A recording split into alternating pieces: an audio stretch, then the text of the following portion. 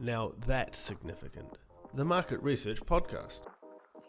Hi everyone. Thanks for joining us on this latest episode of Now That's Significant, a market research podcast. This is your host, Michael Howard, the head of marketing at Infotools.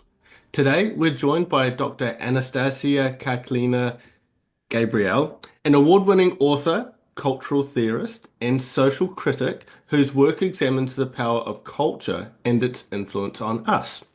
Currently a senior global insights lead at Reddit, Anastasia has shared insights into trends and culture from the stages at the Cannes Festival of Creativity, Advertising Week, Sustainable Brands, and Black Week. Her expert commentary has been featured by the Associations of National Advertisers, the American Marketing Association, Campaign, WARC, and Teen Vogue, among others. Named the winner of 4 book awards, her debut book, Cultural Intelligence for Marketers, Kogan Page 2024, explores how brands today can achieve cultural relevance and make a meaningful impact on both business and society. Thanks for joining us on the show today, Anastasia. Thank you so much for having me, Michael. It's a pleasure to be here. Yes, some very interesting places that you've spoken there. So I'm very, excited for what we'll be talking about today as well. Absolutely. So, what is the most significant thing you're going to share with us? Well, I am so pleased to be here to talk about perhaps the most significant thing of all, which is culture, that which is all around us and is a very pertinent topic in marketing and certainly in market research right now. I think a lot of people call it culture wars these days. Coming from the academic background, I prefer a little bit more of a formal phrasing, and I think about culture as struggle over meaning. And so a lot of my work is really about understanding where do brands and brand-driven businesses fit in when cultural values change, when social norms evolve, and how can marketers make sense of all of that chaos. Hmm. So, what inspired you to explore that intersection of culture and marketing? I guess, how did your academic background shape your approach to consulting for global brands as well? Well, on a most fundamental level, I suppose culture, from my point of view, is just so central to brand-driven business in general, within marketing and advertising, but also within business more broadly. As, on a daily basis, we communicate with audiences, with customers, with people who live within a particular cultural context, right? But really more specifically, I come into advertising from my academic background, and around 2019, 2020, as I transitioned into the industry, I realized that there were so many marketers asking questions about what culture is, how does culture and inclusivity intersect, what is the role of representation, how can brands can be more inclusive, representative, resonant, but also commercially profitable. And I had this moment of realization where I realized, oh, marketers are asking these questions, and there's so many answers already that can be found in a lot of the literature that exists on culture and in cultural studies, but it is gatekept and is separated from the world of commerce. As we know, academia and business kind of exist on two separate sides and rarely, if ever, communicate with one another. And so that seemed to me like an opportune moment to bring some of my training, some of my skill set, and some of my knowledge into these spaces to make it easier for an everyday marketer to make sense of what is happening in culture, how to study culture, how to understand brands' role within it, and how to improve and make more efficient daily research practices, marketing processes, campaigns, etc. So really, I'm driven by this aspiration to bridge the world of academia and business so that we could produce marketing that is both commercially effective, but also more meaningful and socially responsible. Absolutely. So in your book, you introduce the concept of cultural intelligence. How do you define it? So I used to show up to interviews and have a rehearsed, memorized definition, and I do get into the weeds of it in the book itself.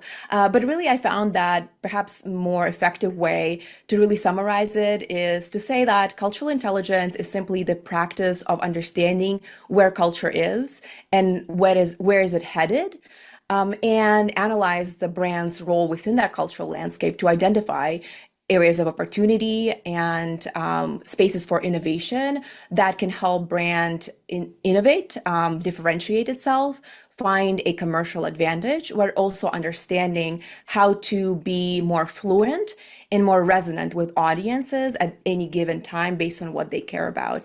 And in the book, I really dive quite deeply into different aspects of what that might look like from market research that is powered by cultural analysis and understanding where culture is headed, trend research, audience research, and really underlying that practice is commitment to understanding different cultural communities and understanding that culture is multifaceted, is not only one thing for one group of people, but there are quite a few communities that have been historically neglected in marketing and whose cultures have been historically overlooked. So the commitment is really to pay attention to that and ask, how can we understand culture, where it's headed, and the brand's role within it with more sensitivity to cultural differences, to questions of inclusivity, representation, and so on. So you might think of it as a research process, essentially. And we know that no strategy exists, no good strategy, solid strategy exists without good, solid research. So we can think about it as a research practice that takes all of those things into consideration. So brands often fall into the trap of performative inclusion. Can you share some mistakes that you've seen and how brands could perhaps avoid them? I think what I just said is really the core of it. Cultural intelligence, as I conceptualize it, as I explain it, invites brands to really pay serious attention to culture and what it means to people. Oftentimes, historically, one of the major missteps that we have made is really thinking about audiences in terms of labels and boxes. I know folks who are listening have probably had a quote unquote African American brief or Asian American brief cross their desk. And the way that we have historically understood women audiences or Gen Z audiences is proving to be really ineffective and really outdated based on how the culture is changing, how it's evolving, which is always happening. And so one of the missteps that we've seen brands make over the years is really try to create efficient processes that kind of gloss over that kind of depth and rigor that our audiences and our customers deserve. And so you see campaigns that have really did not really become successful, but in fact caused backlash and caused discontent on social media within the public discourse more broadly. So performativity to me comes from this reluctance to engage with culture and with audience deeply to really understand them. And that's what I'm trying to combat, to say that, there's, again, as I mentioned before, there is no one culture. There are cultural communities that make meaning in ways that are particular to them. They have their own artifacts, they have their own rituals, they have their own beliefs, their own challenges, their own needs that we ought to study as people who are trying to reach other people in the most successful way possible. And I guess if you try to approach this how you used to 10, 15 years ago, like you would struggle because there are so many different microcultures even, and with the advent of technology, I guess that can help us to really get down and target quite individually and personally as well, which is a really good thing. For sure. But then even now, I am in the business of ad sales, right? And thinking about how brands can reach the audiences that they want to communicate with. And what we see is the kind of still a lot of mindsets that are attached to those traditional way of targeting and reaching audiences that still very much depend on demographic markers, right? Or things that we can easily capture.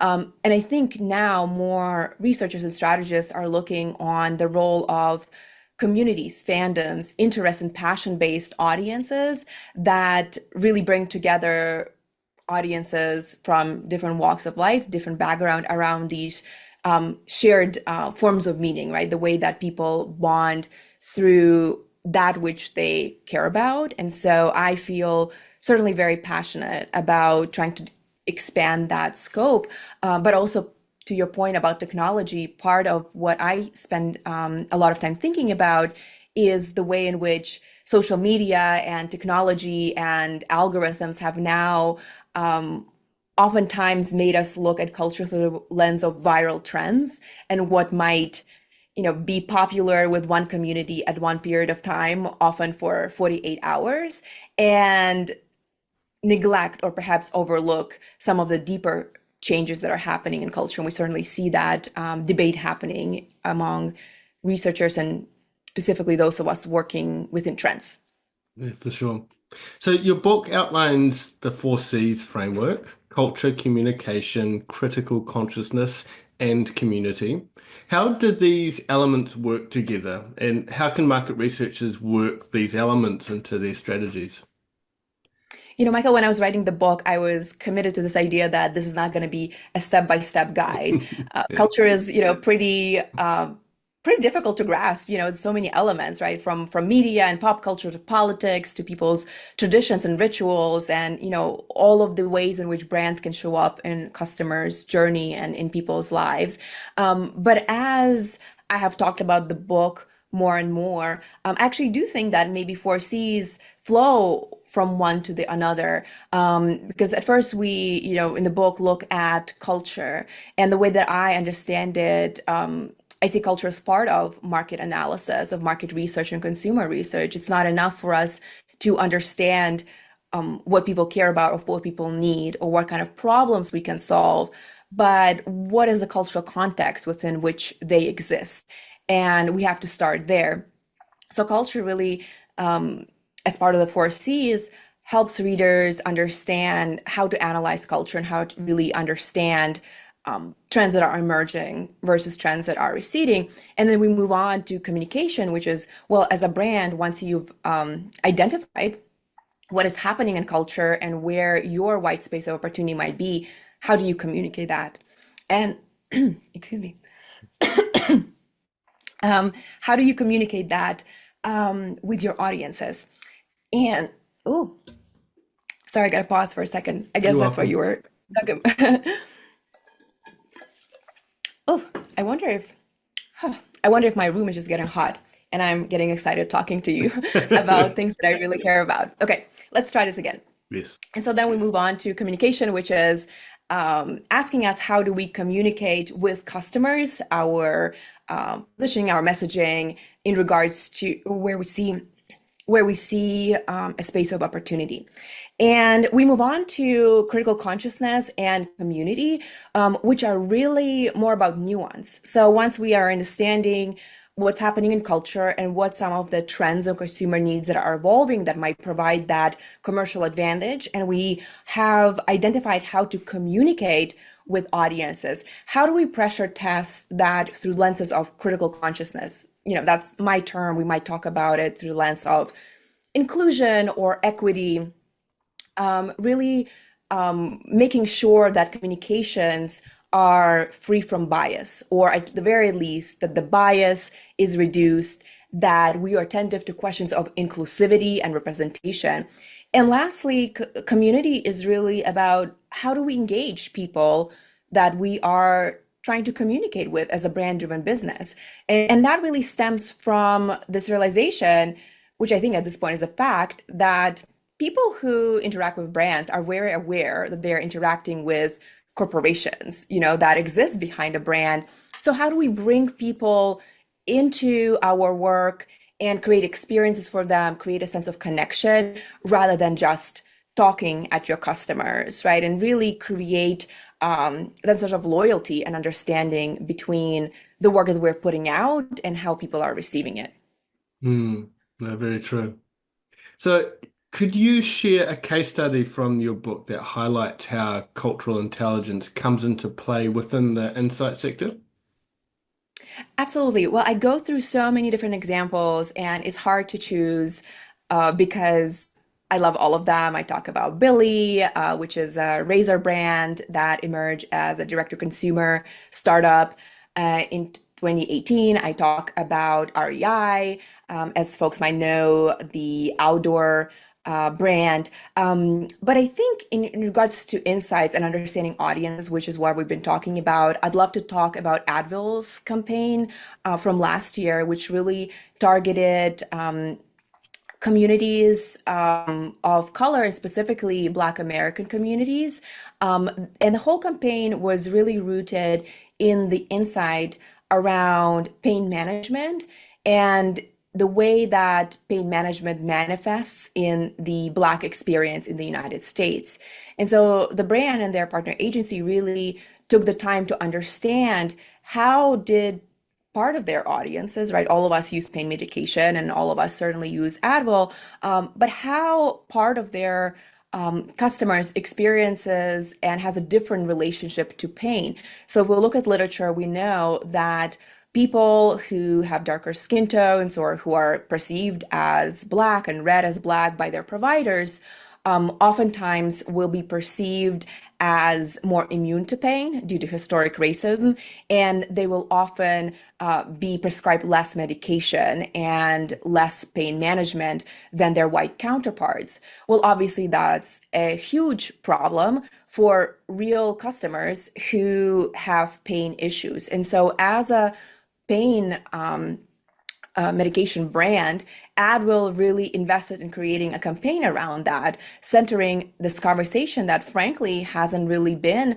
part of the popular mainstream dialogue in the way that was really rooted in a sharp insight about their audience and about their experience to the product. And so I love that example because I think that, or rather, perhaps I'm afraid that oftentimes when we think about questions of cultural, social purpose, there is a part of this debate, perhaps on a more skeptical side of things, that makes it seem that for the brand to be engaged in cultural issues, they only have to be an activist brand, say like Ben and Jerry's or Patagonia. But I think Advil example really shows how brand can understand the kind of cultural conversations that are happening and how those cultural conversations relate directly to their category and then directly to their product. So who else would be a better brand actor than Advil to talk about pain management? And so other examples that I talk about in detail in the book really focus on these brands that were able to connect cultural issues to their category into their product. And I think that is really the secret formula of how, to your earlier point, not to be performative and actually drive impact that still connects back to the services or the product that the brand provides to its customers. That's really, I'd love to have a look at the campaign once we're finished. So thank you for sharing. Absolutely. Yeah. What do you see as the biggest challenges that brands face in building cultural relevance? I mean, we've talked about performative inclusion, but what else? What else can they confidently, or how can they confidently approach diversity and inclusion without any fear of missteps?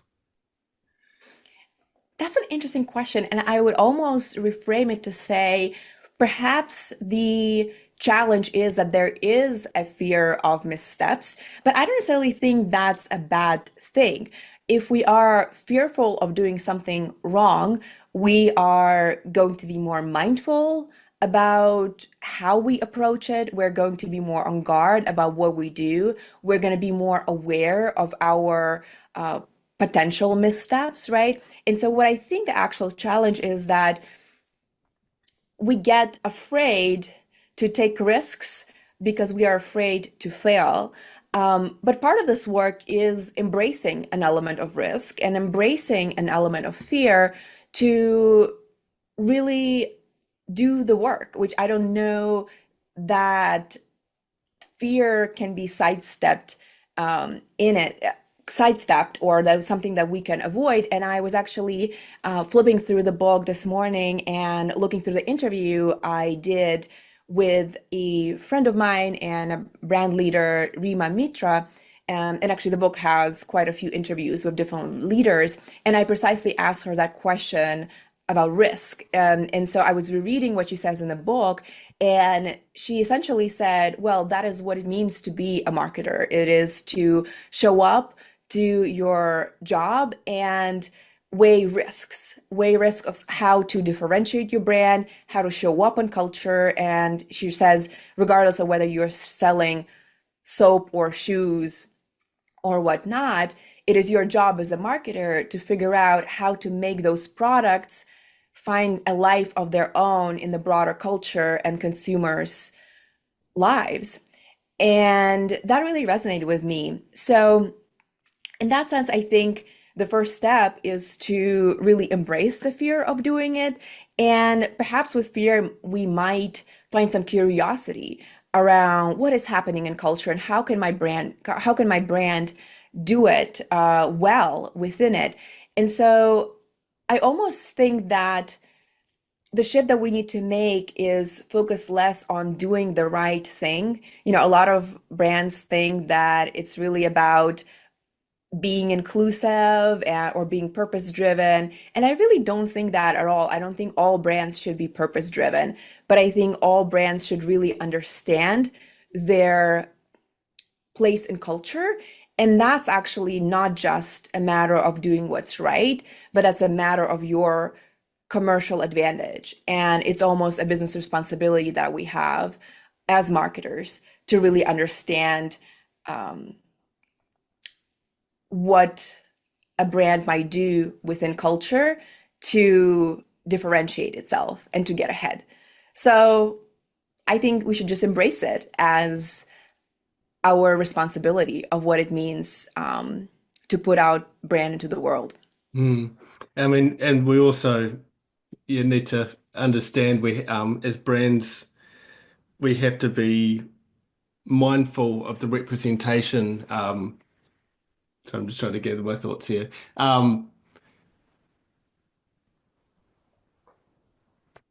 Yeah, no, sorry, I've lost my train. But yes, very good points there. Um, Yeah. I think as you started talking, I thought, yeah, I guess just basically what I mentioned now, and that is, a lot of times marketers feel pressured, when it comes to culture. mm, Oh, brands should advocate for social issues, but with example, with Advil, for example, they didn't just act like an activist brand. They mm, connected with their target consumer. They created these spaces that were meaningful to those particular mm, audiences and those particular communities. And what's interesting about that example, I don't know that a lot of people have encountered that campaign. Certainly, people who are paying attention, right? But it was specifically curated for a particular kind of audience. And so that's almost, what I am trying to battle in my work. It's to shift our attention from just solely the realm of brand activism to more mm, so understanding culture as a way to create commercial opportunities for brands that also are impactful, right? At the end of the day, I harbor no illusions that, we all work for companies that are looking for commercial advantage. And what I think is missing oftentimes in conversations about culture that is solely kind of pushed to the side of brand activism or social purpose and seen as kind of those things that, socially active activist brands do. But really, examples in the book prove that there is a lot of interesting things that brands can do that have to do really with the product and with the brand and the place it holds, organic, natural place it holds in people's lives. yeah, I mean it's a win-win, isn't it? So there was a deep need that needed to be addressed. Advil like saw that need. Well, they uncovered that need really, didn't they? They weren't necessarily aware of it before they started. their research, etc. But they acted on that, and one community now or one part of society has been really benefit from that, and the brand will get reap the rewards from that too. Absolutely. One might argue that is much more powerful, and that's a much higher return of investment to do something meaningful for a particular audience, versus focus on saying something important, right? Which is where that fear of missteps comes, right? Oh, what if I say the wrong thing? Well, our brand doesn't really stand for that, or what does this cause have to do with what we do? But once we go and ideally apply cultural intelligence, right? Understanding the culture, understanding where the brand sits in the cultural realities of people, knowing how to communicate, pressure testing that to make sure that our communications are inclusive and representative of the people that we are speaking to, and then engage those communities. To me, that's much more impactful and powerful and meaningful than any brand manifesto that a brand might put on their website just for the sake of it. Yeah. So, I mean, one of those missteps as well could be seen, oh, if I want to become culturally intelligent, I have to forsake one part of my audience, our customer base, and only focus on others. But that's not necessarily true, is it? You can still do both. They may be with separate campaigns, they may be with both. Right. And I think, the example with Advil is just a campaign that they decided to do that was focused on the question of racial equity, right? We have brands like REI that are speaking to audiences who enjoy outdoors. Mm, And within that, they still are able to speak to communities that are marginalized. They would do a lot of work around innovative work around refining their gender neutral items, clothing, garments that they produce, or even things, where gender in terms of outdoor gear, where it doesn't actually matter, right? They still retain products where it does matter because of height or weight differences.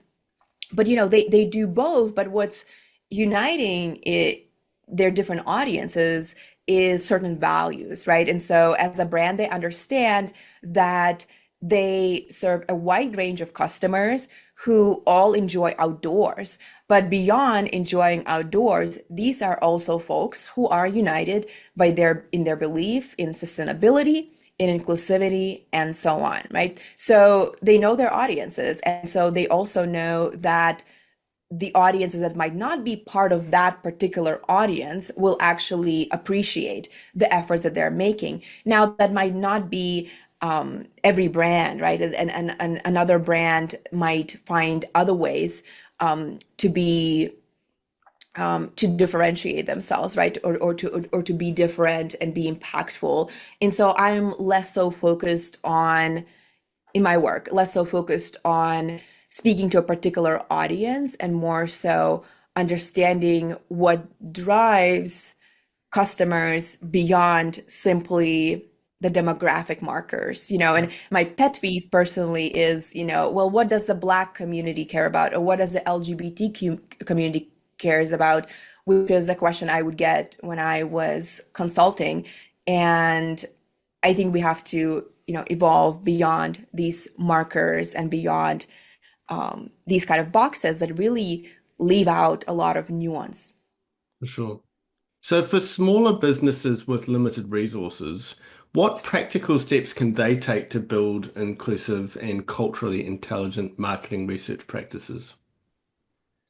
Yeah, I think that what's important to the way that I think about a practice of cultural intelligence is rooted in a very simple and free think, which is critical thinking, right? We have to learn how to ask questions.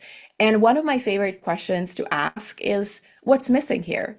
We might go out and we might hire expensive consultants to come in and to advise on cultural issues. But, as a classically trained cultural theorist, I'm also a big believer that all of us are cultural theorists at heart. We are, all interacting with the world. We are all part of a coherent society, so we know how things work. We participate in rituals and etiquettes and in norms every day. And so all it takes is to start thinking a little bit more critically about the work we do, our role in it, and the impact that it has.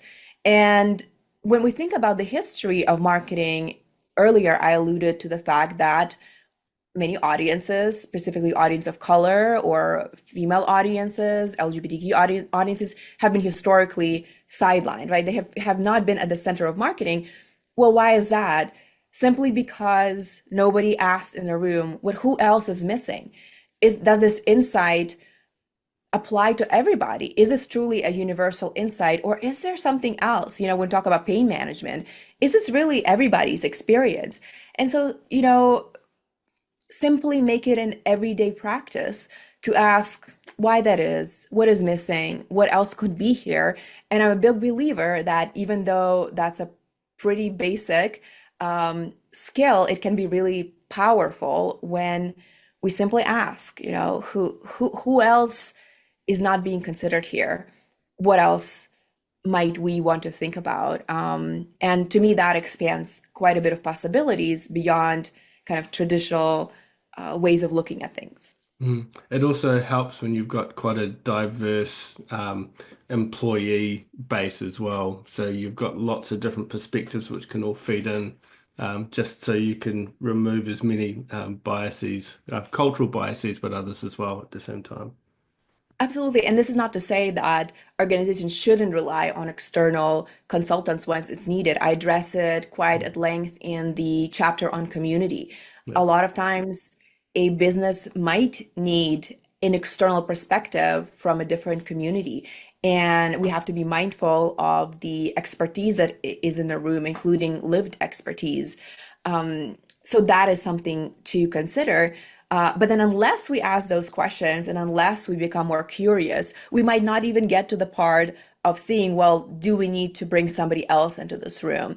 So all of that taken together, I think can be really powerful in making, not just more successful work, but work that is more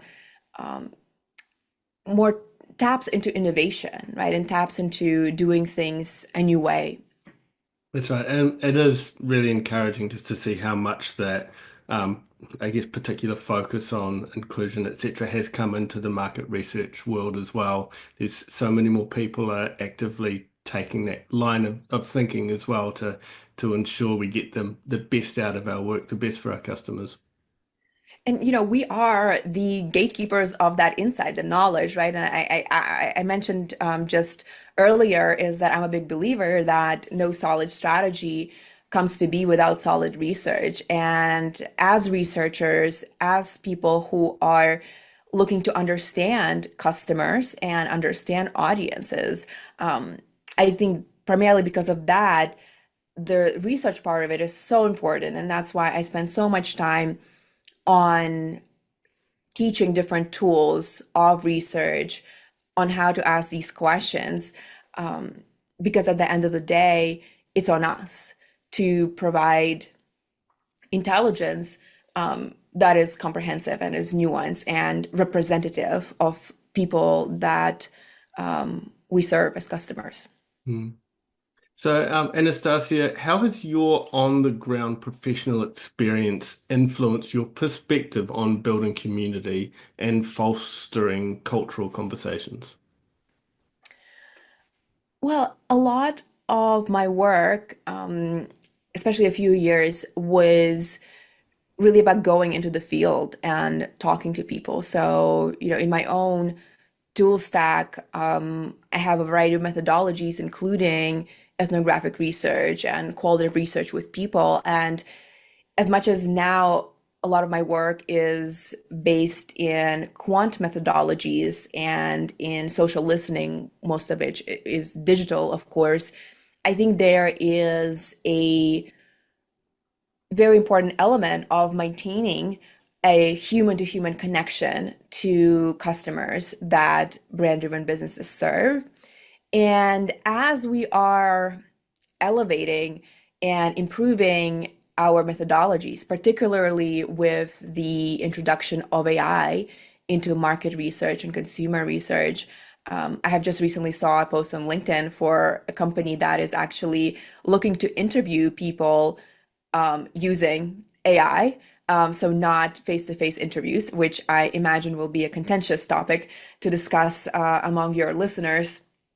There, has to be that human in that understanding of community and belonging. And so for me, I hope that we use the tools and technologies at our disposal to make the work more precise, more efficient, more cost effective, while also maintaining the kind of spirit of research, of what it means to understand and study people. And I think that I would say is really what informs my work, given my background, and the way that I find it quite exciting to be at the forefront of innovation, while also still, again, keeping those questions of ethics in mind, keeping questions of why are we doing this? What else is going on here? So that is really important to me.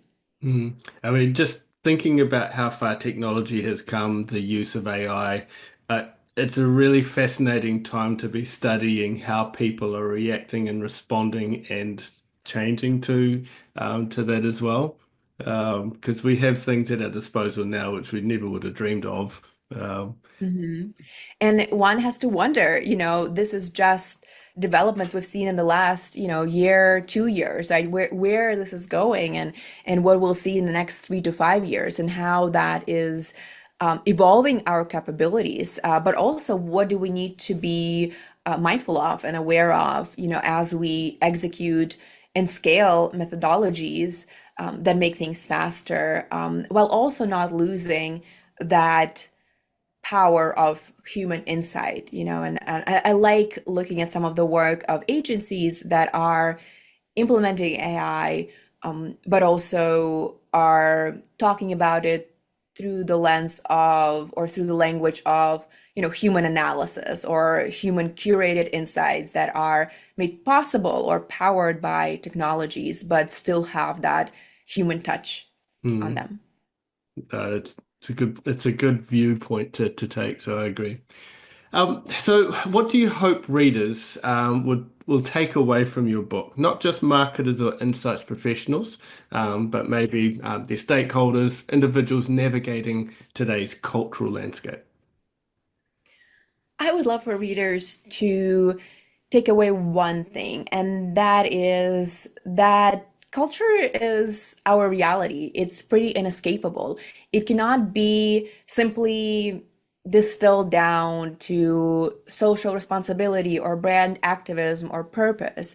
Culture, as my friend Layla says, is the stuff of life, and I talk about it as the order of things or the way of life. So all of us are implicated in the kind of decisions we make, in how we interact with people around us, and the kind of norms that we uphold or question. And so, in that sense, culture is so powerful because we can even think about what it means to be culturally intelligent in terms of thinking about our teams and our workplaces and how we work with each other. Does our culture encourage questioning, encourage curiosity, encourage asking hard questions? So, to me, that's what this book is really about. My hope is not to tell you what to think and what culture is per se, because it's such a dynamic force in our lives, but how to think about it differently and how to ask different questions and how to be that unpopular voice in the room that says, hey, maybe there's something that we haven't considered here. Could we take a look at that? Hmm. Nice. And I guess the more cultural intelligence we have as brands, as individuals, the richer our life will be as well. Definitely from my experience. Absolutely. Mm. So it's a big thank you for joining us on today's episode, Anastasia. Thank you so much for having me, Michael. I haven't done one of these in a while, so you probably saw I was quite excited. So I'm really eager to think about these ideas and be in conversations with others. So to your listeners, my DMs are always open, and I'm always keen to hear from other people who are thinking about these things and trying to unpack them and distill them into tools that we can all use in our everyday work. Absolutely. And if someone did want to check out your book, where should they go? They can find the book wherever books are sold, most commonly Amazon, or if you want to support my publisher, it's www.koganpage.com. So one of the oldest independent publishers of business books. And otherwise, whenever you go for books, should be available there. And if not, shoot me a message and we'll get you sorted out. Fantastic. Okay, thank you so much for joining us once again. Thank you, Michael. A huge pleasure. And to listeners out there, if you have really enjoyed what you've heard today, feel free to subscribe to the podcast, share it with others, and leave a review as well. We'd be very grateful for that. Until next time, thanks for listening to Now That's Significant.